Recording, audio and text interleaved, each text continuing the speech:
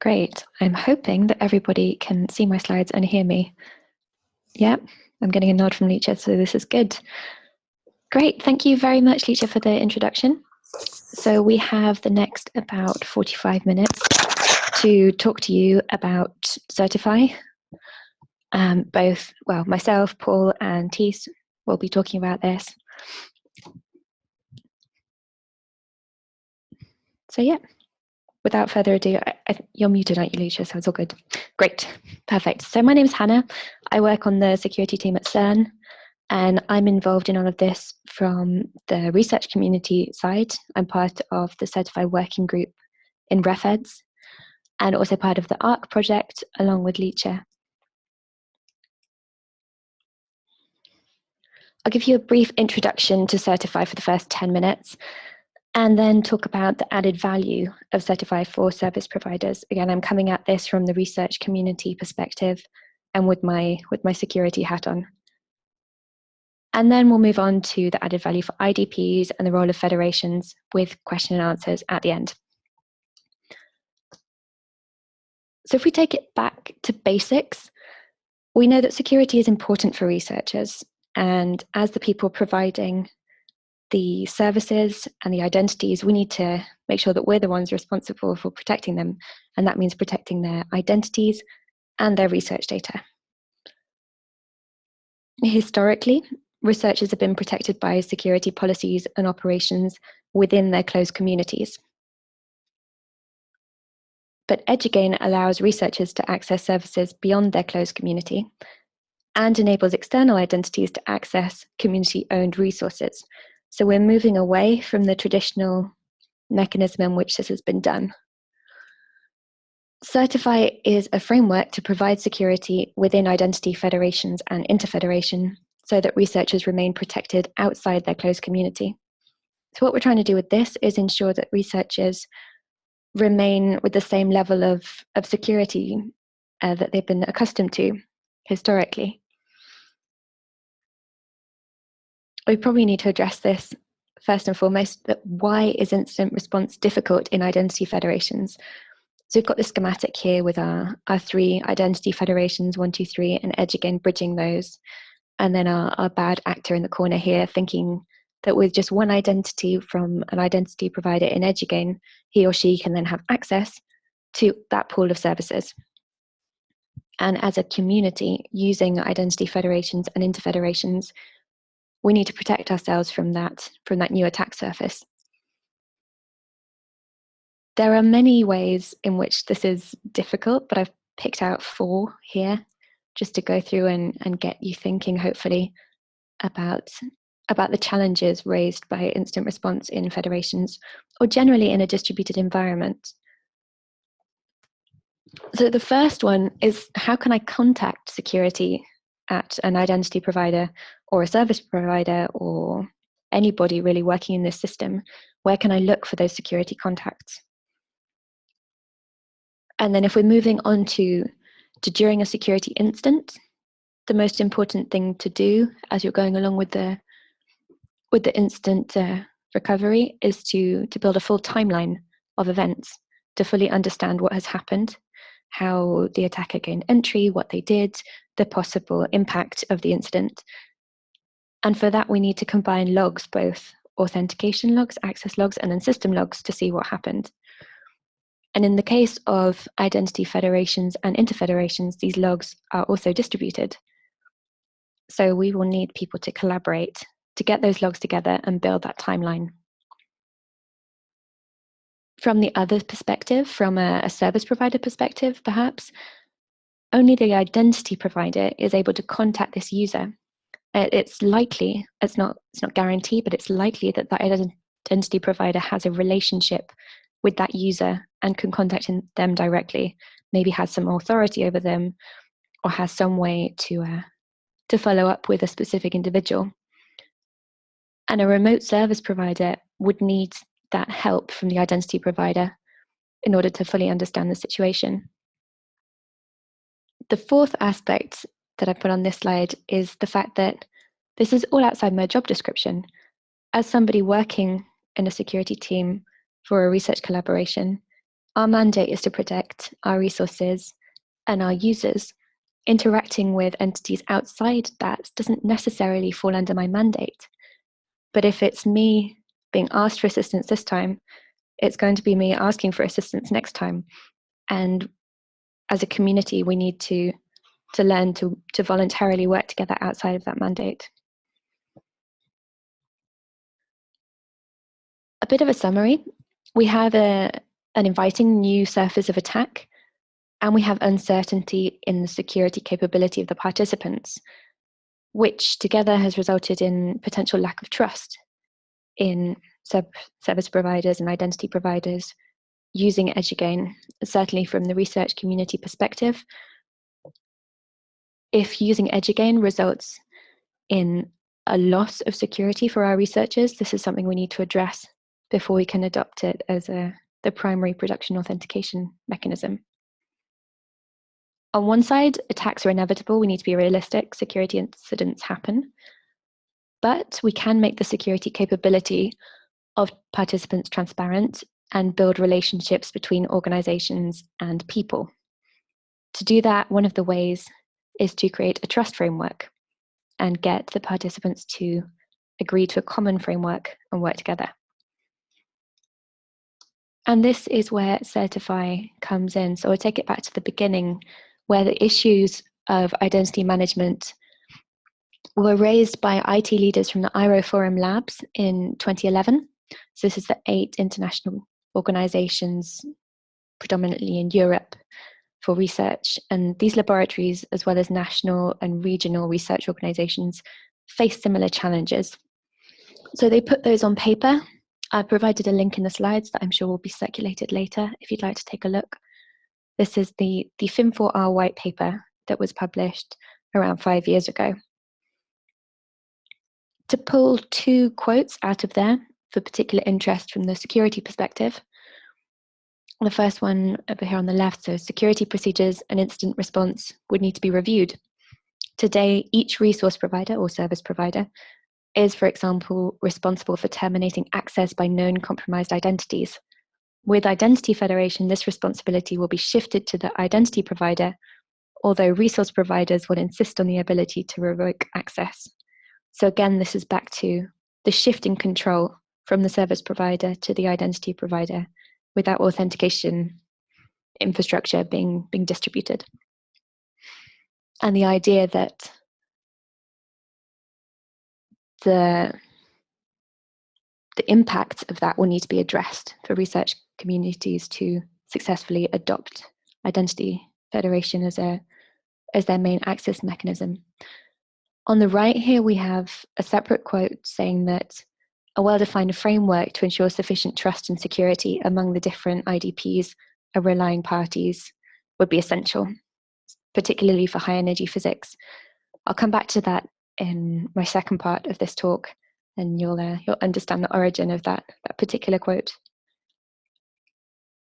So following the FIM4R paper, a group called Security for Collaborating Infrastructures put together the first draft of a trust framework to enable interoperation between security teams at different organizations, to manage cross-infrastructure security risks, to develop policy standards, and all this particularly in situations where we're not able to share identical security policies. We're not all under the same mandate, and sharing identical policies is unrealistic. Again, the link is here if you'd like to take a look at the full framework. And thank you for David Kelsey from STFC for this slide and the previous one of the authors on this paper. Out of the SCI document, we've then pulled the security-specific elements and created what is known as Sirtfi, so the Security Incident Response Trust Framework for Federated Identity. This framework has been approved by the RefEds community. We've had several community-wide consultations over the past couple of years, and it's been registered as an assurance profile by IANA.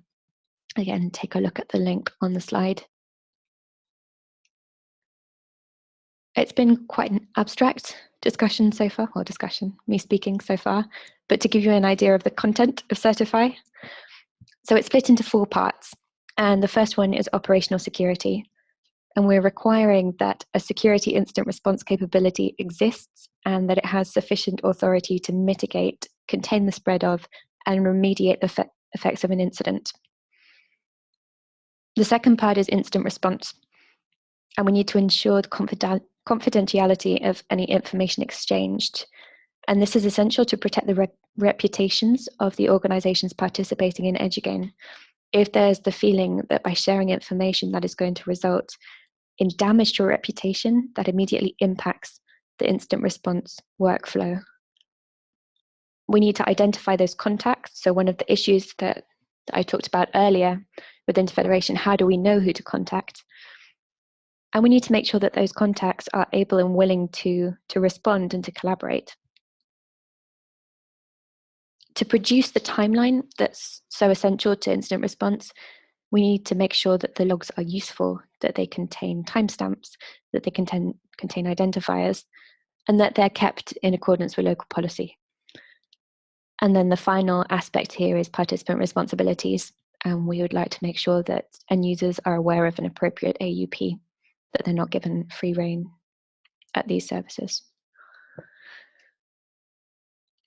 In terms of adoption, so we started adoption last April. And since then, the countries highlighted in purple on this slide have shown willing and been promoting adoption within their national identity federations. Apologies if I've missed anybody.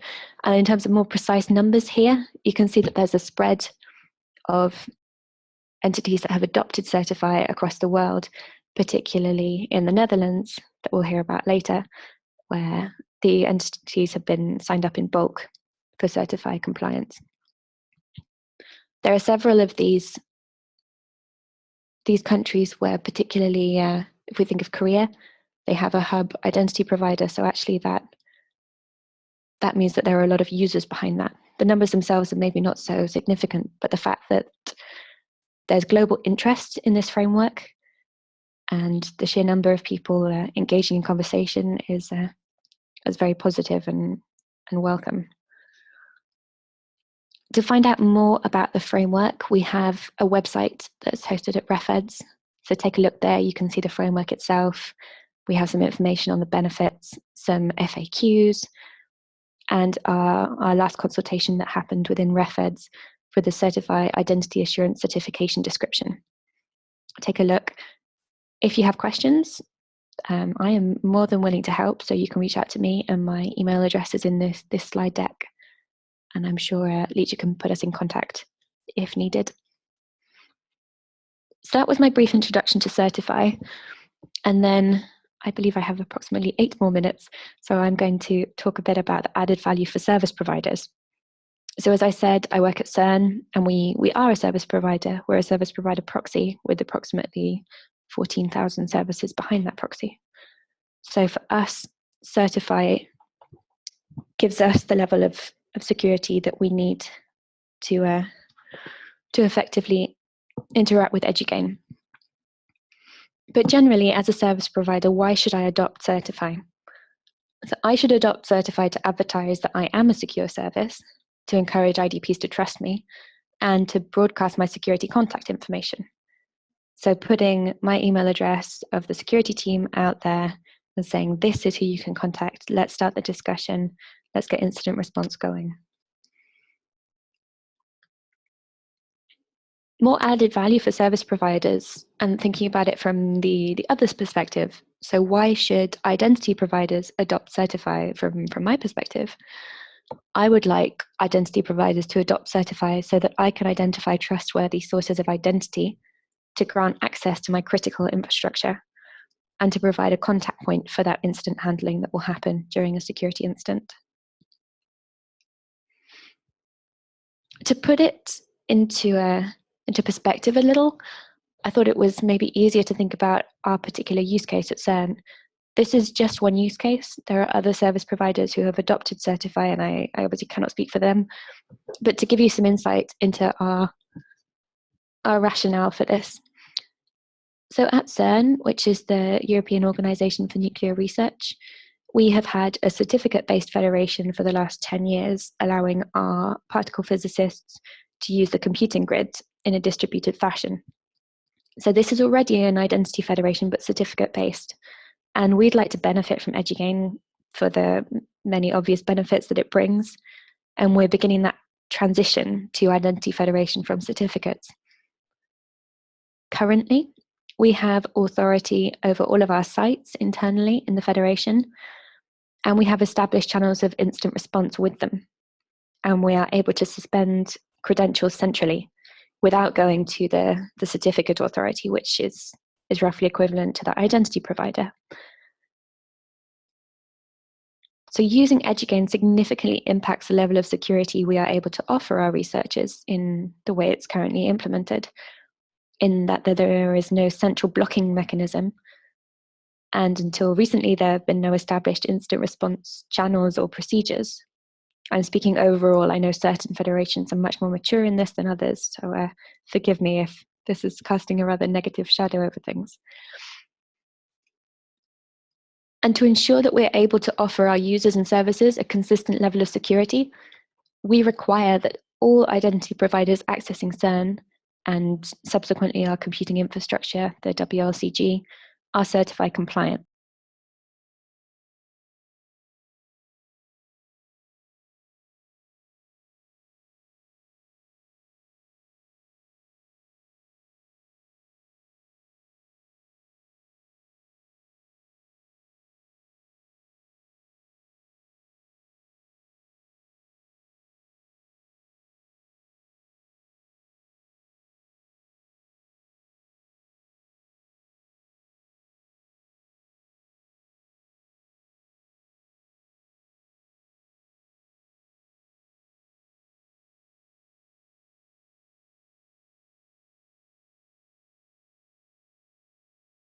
Organization is not in the list, you can then click through, find your organization and request that your home organization certify.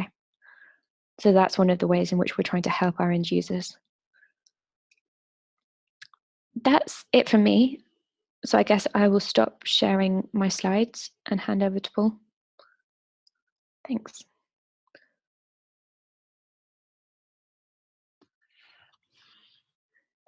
Right. Then I would like to ask Paul to participate. I think there was something on my laptop that went on and hijacked the sound, but it was very short. I'm very sorry for this. No worries. That's probably a relief. Paul?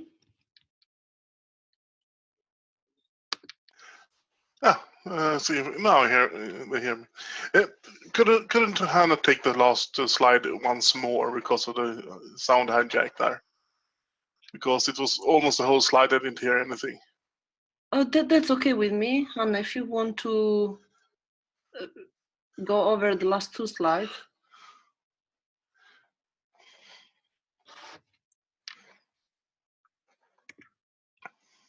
Thanks. Yeah, sure. No, that's fine. Let me bring it up. So just the last two slides from about here. Okay, so what I was saying was that at CERN we've moved from a certificate-based federation to using Edugain, and this has impacted the level of security we can offer our researchers because there's no central blocking mechanism, and until recently, no established instant response channels or procedures. And this is changing, which is great, but it's something that at CERN we're actively encouraging for us to be able to adopt Edugain. So to ensure that we're able to offer our users and services a consistent level of security as we transition from certificate to SAML-based identity federations, we require that all IDPs accessing CERN and subsequently our computing infrastructure, WLCG, are certified compliant. The benefits of that for us are that in the event of a security incident, we can look up the security contacts of affected identities, IDPs, and then we can start the incident response process. But it's not purely benefits, it's also obligations on our part. So we will respond to requests for assistance from other organizations. And I've put a screenshot here of our central login point, which has Edugain login at the bottom, and this link to a separate service which allows users who are struggling to authenticate to then go back to their IDP and say, please, could you help me with this? It would be great if you could become Sirtfi compliant effectively. So that's one way that we're trying to help our users maintain their level of security when using our infrastructure. Good. I will stop sharing again. I hope.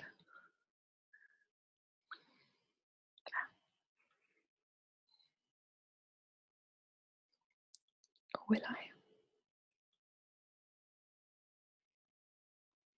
Could you help me stop sharing, Licia, if possible? The I don't know. There is a lot I can do, but the interface is great until it stops working. How do I get there? I don't know. Wait a second, let me check.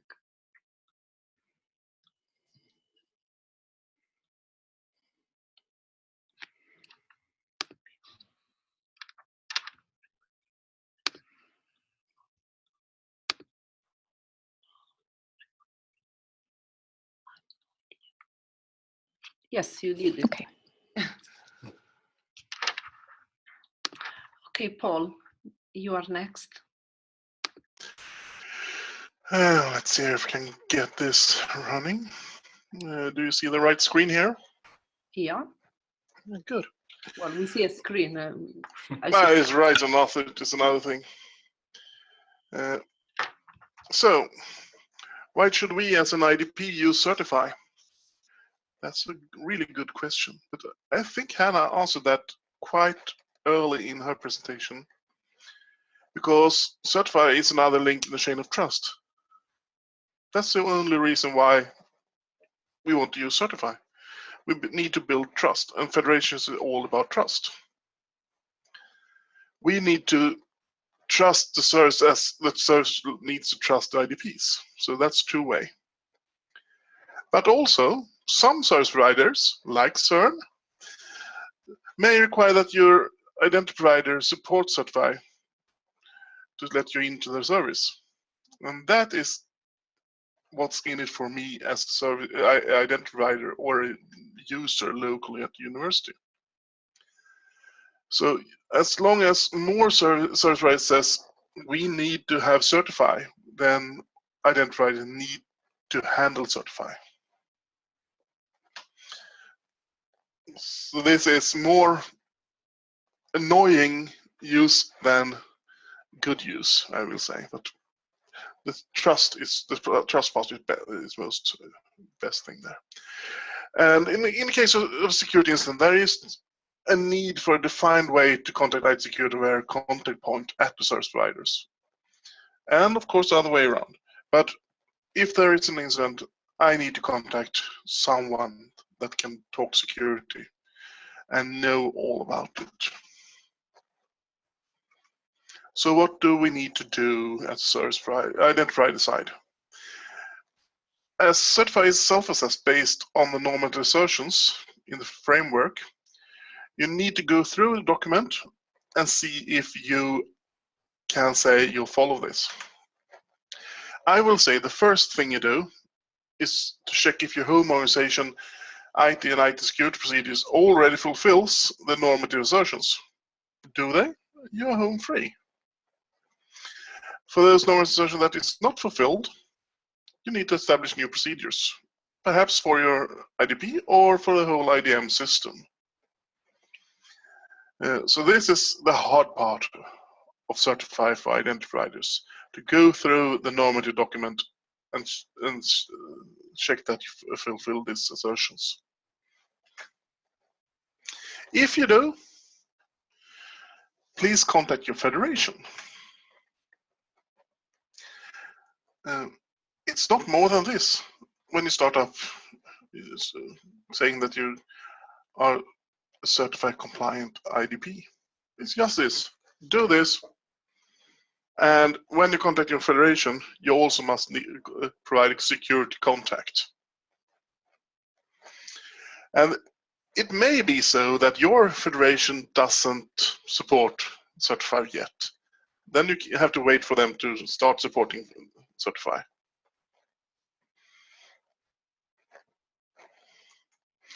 And what happens when an incident occurs? Yeah, we have all those great things Hannah talked about, but I want to say that this is very, very important. Please observe and use the traffic light protocol to ensure that sensitive information is just shared where they should be shared. Otherwise, we got a trust problem. And in the time of GDPR, I think, one of the most sensitive information is about security incident is the users that's involved.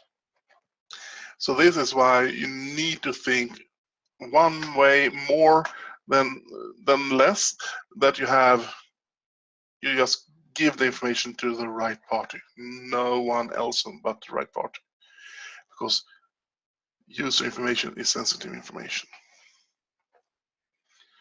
And that could be a big problem if you don't do that correctly. So when this incident occurs, think who needs the information.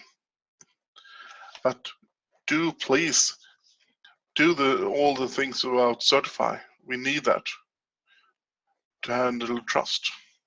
And I will not say so much more for the identifier side, because the biggest things are this slide. It's assessed. You need to go through these normative assertions in the Sirtfi document and check if you comply. And why should we do it? The most compelling reason is if you don't get services. So that's the big thing for the users. So I'm short in this, really short, but it's easy to do Sirtfi. I have done it at one university, and a couple of my colleagues have done it at their universities. It was no problem at all. It was just running it. Yes, it's time to go to next person. Many thanks, Paul, for this overview. And I would like then to hand over my computer to Thijs, who happen to be in the same office today. So, yeah. Yes, we need to share. Yeah.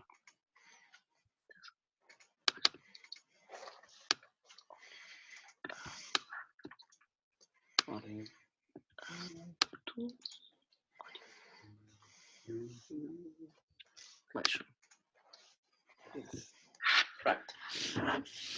Good afternoon, everyone. My part of this presentation will be about how we adopted Sirtfi within the First Connect Federation. I think it is a good addition to the stories of Anna and Paul. Okay. Yes.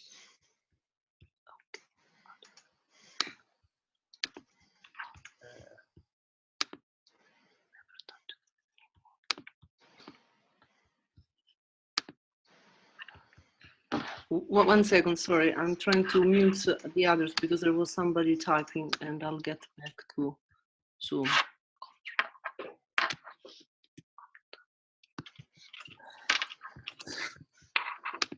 Too many buttons. Yes. Will be there. I hope.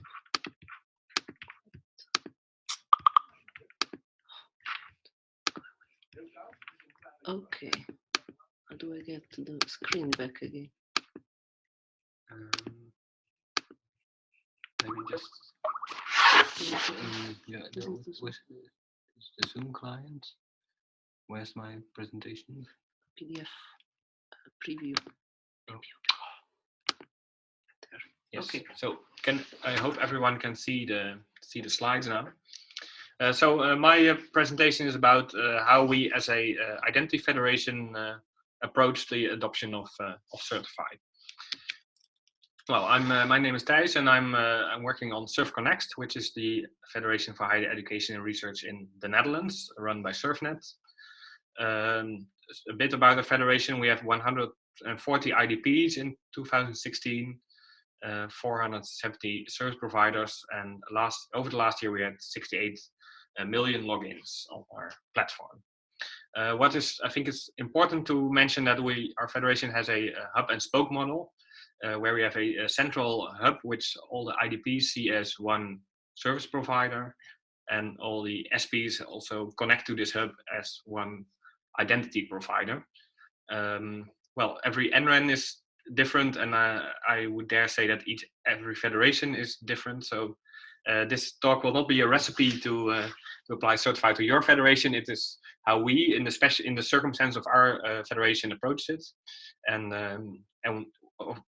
with that we made use of specific properties of what we have. So that's important to realize. Here's an illustration of how our federation looks like. So maybe the most dominant model is the mesh federation, where every IDP and SP directly interface, and we are in the middle with a SAML2 speaking hub that all assertions pass through. So what was our approach to Sirtfi? Well, the first realization that we had is that incident response as such is very well established in the NREN or the internet community.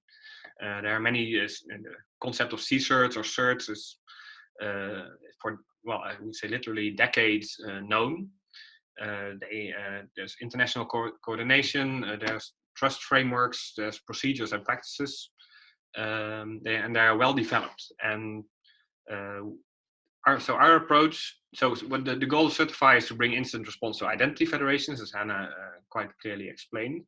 And what our approach is to seek to reuse as much as possible what already exists and works well in incident response in our community, and seek what is different with respect to identity federations, or what gaps we needed to bridge to achieve this.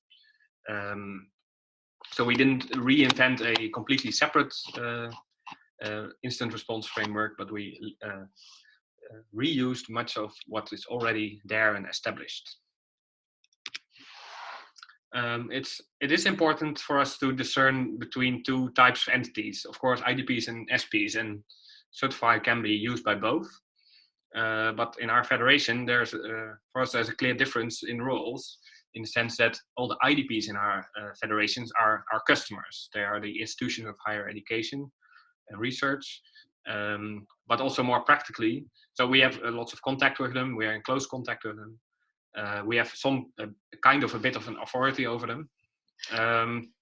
They might disagree. They would think they have authority over us. But also more practically, all these IDPs are connected via the SurfNet IP network. So they are also physically on our network that SurfNet, so not SurfConnect, the Identity Federation, but my next door people from the network department actually control. So that is an important distinction between IDPs and SPs for us, because an SP can also be run by someone from our community or from SurfNet, but for the same would be an American corporation like Google, or a big type publisher like Elsevier, which are not as much under our, not as close to us as our IDPs are. So we had two different approaches for this. So we started with IDPs because they are close to us. And that's where we started to reuse what we already had, because we had SurfCert, which is the incident response team of the entire SurfNet community. And we chose to use that as the contact point also for federated identity response. Because SurfCert, as I already explained, they have issue tracking, there's a 24/7 emergency availability already present. They have lots of instant handling experience. What, of course, for SurfCert is most adept in currently is dealing with IP-based incidents like DDoS, or email-based incidents like spam. So we did some training, some information exchange between the teams to ensure that there's a good understanding of how identity federations work at the CERT team, So it was more of extending the CERT team to also be able to handle these types of incidents and know who to contact.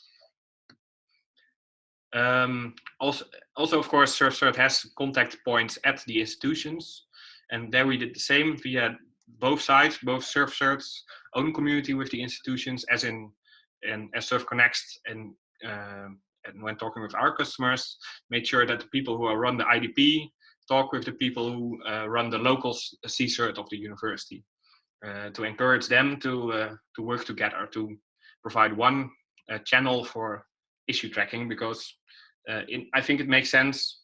A federated incident looks very much like a hijacked email account, for example. The technologies are slightly different, but most of it is just the same. Of course, there's more than just a contact point, and that is, of course, also the self-assertion checklist, the normative documents. And we made sure that these are covered in existing contracts or practices. We have contracts with each of our IDPs, both in the general level as a SurfNet customer, also for connecting to SurfConnect. And well, of course, we did not put the document in there literally, but we looked for similar or the same things, and it was not 100% coverage. So that's why I said contracts or practices. But for each point, at least, we could either reason, well, this has been contractually realized, or alternatively, we know from practice that, well, when this happens, we always have these response. We feel confident to assert that these things are true in practice from experience. And of course, I think an important point, and that's where I touched on earlier, that as a hub and spoke federation, we can play an active role in tracing and remediating incidents, because we have centralized logging, we have centralized access control, we can disconnect an IDP, we can trace who logged into what service within reason. So that's why we also are quite confident that it's good that we have SurfCert in the SurfNet CERT as the first point of contact. Doesn't mean that it has to resolve all problems, but at least we have at least parts of the information that might be useful or needed. And we have the contact with our IDPs. I think the combination makes that we can be confident that it is safe to certify for our IDPs. That should incidents arise, that we have enough tools to handle them. Well, to SPs, as I said, is completely different, and this is something where we're only just beginning. Yeah, SPs can be anyone and everywhere, and yeah, basically we took a completely different approach, and that's just to contact our SPs and to ask them what is your best point of contact, and indeed just perform literally the self-assertion from the checklist. Well, as you might expect, this has not been such a success as the IDPs. Of course, the IDPs, we decided to publish this information, but from SPs we see they are not really starting to adopt this yet. It might also be, of course, the famous chicken and egg problem. So I think it's very good that CERN has just decided to push through and just require it. Maybe when adoption of other IDPs grows, then interest from SPs will also be higher. Maybe this is just a matter of time, I hope, because from now we're not seeing a big run on this from SPs, unfortunately. Well, that's it already. So if there are any questions, I'm glad to hear them. You can always contact me at this email address, and of course, Licia also has my contact details. Thank you.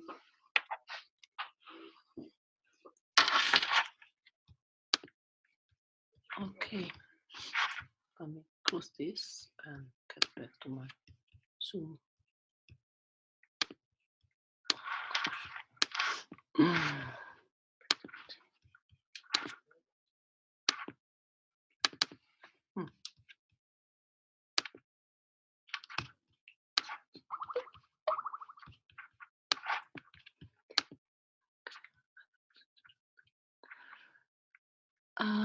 If there are questions for the speakers in the Q&A question, could you please address them. I see that there is one for, I think this was addressed for Hannah at the very beginning.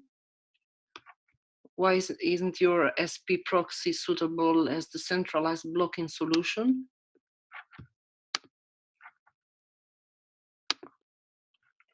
Thanks.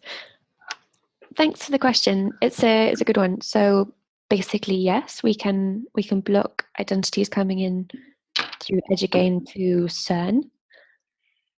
But generally, I mean, perhaps this is slightly romantic, but we're thinking more on the level of protecting research collaborations in general. So currently we're using a certificate-based federation, which is accessed jointly by multiple research collaborations. And sure, we could block an identity coming from EduGain just for CERN, but then that identity could go and authenticate at LIGO or at somewhere else. And working together as research collaborations is the aim, the objective overall. But yes, certainly on the CERN level, we can block people centrally. And that's why most research collaborations have gone for the proxy model. One of the reasons.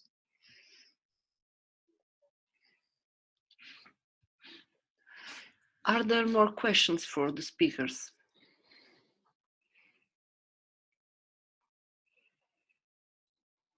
Please use the chat so we can also track them for future references.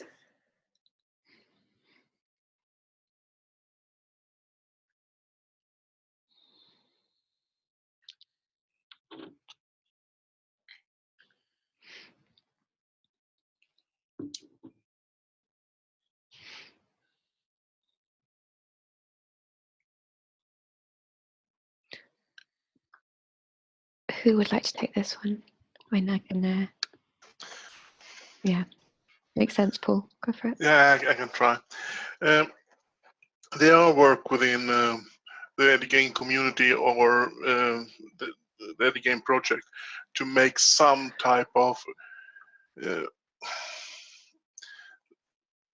support system for this, so that incidents are tracked. And of course, we need to find some type of tooling to test if the incident context is still there. But this is quite interesting part. If you try to test this too often, people won't answer it anymore. So it's quite hard to define how much testing will we do. The general approach in similar trust groups is to do a contact responsiveness test maybe once a year, and send a link and have a human click that link, and then that be given as the responsive answer for that particular organization. And so Paul is working in the Géant project, which is has some resources for tooling, and that's one of the things that we're beginning to discuss as to how we can ensure that those contacts remain live. And certainly in the RefEd Certify working group, that's up on the table in the past couple of weeks. Yeah. The next question is what time it take to perform a certified assessment for an IDP? It depends. It depends on how good your indoor processes are. Are they good and there are no problem with them, and you have full control over them, it's very easy. But if you are starting from the start point, it will take some time to get this into place. If you have everything in place because of other things, like these said about Sirtfi, ServConnect and the CCert, and it's easier. Yeah, it's much easier. Yeah, I agree, but I also have to admit that the amount of incidents, well, I would say luckily, is still rare. So we are still also just awaiting input on this. How will it work well? How will it work, and how do we need to adopt given what is actually will be coming in? So yeah, we are in the lucky situation that the amount of incidents is still so low that I don't yet try to dare to put any consequence on whether everything is now in place. Yeah. Are there plans to check the context points remain live? Well, at least for us, because we reuse the many already existing contact points, that's also a big advantage, I think, of this approach, because these contact points are also in contact for hacked email accounts or a hacked EduRoam account, and so they will be contacted much more frequently. So that helps. But a formal assessment might be useful periodically. I would agree. It's an interesting point that you raised, that sure, so far the amount of incidents has been low, but there's that initial barrier that we have for people understanding what this stuff is and what is a security incident and getting that communication going and the contact points. So yeah, I think we could probably expect to see that number increasing, unfortunately, in future. But knowing that security incidents are ongoing is probably better than being blind. So there was the question, which I guess is for me, in the chat, that says, as an SP, is there a good overview of what type of incident this framework can be used for, such as if this can be used to kick out users who data mine without prior consent? So one of the aspects of Sirtfi, the last one that we mentioned, was that it's a requirement to have an acceptable use policy for your users. So Sirtfi itself wouldn't prohibit users Bitcoin mining on your compute node, for example, and that would be something that would be defined by the service provider as to what is allowed activity. Maybe that's the point of your service. And speculating as to what is legal and what is illegal is beyond the scope of that, and should be dealt with on an organizational level.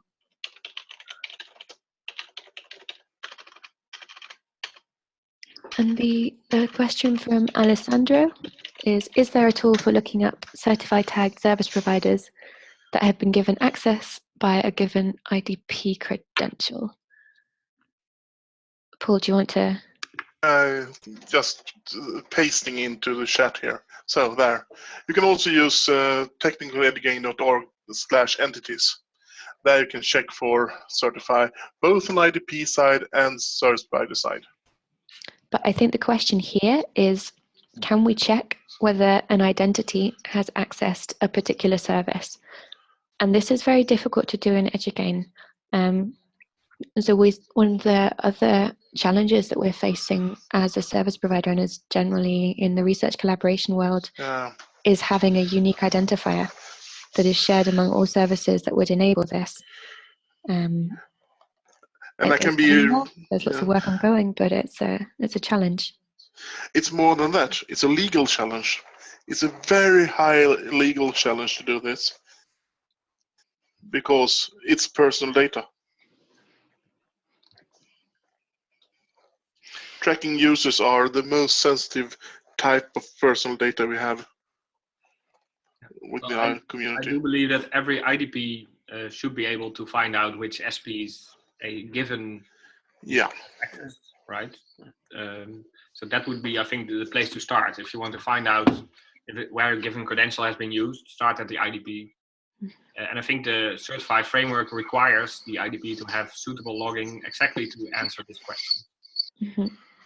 Oh, definitely. And so by the way that this landscape works, it requires that the chain of people is always involved. So if I'm a service and ABC at IDP1 has accessed me, I go to them and say, look, this person is probably compromised.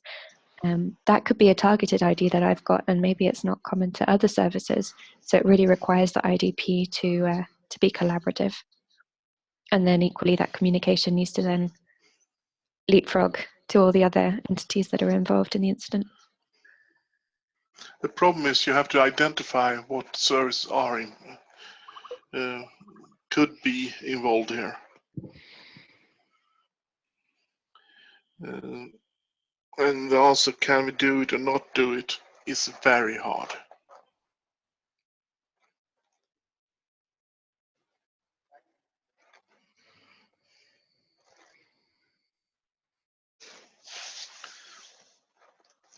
Any more questions?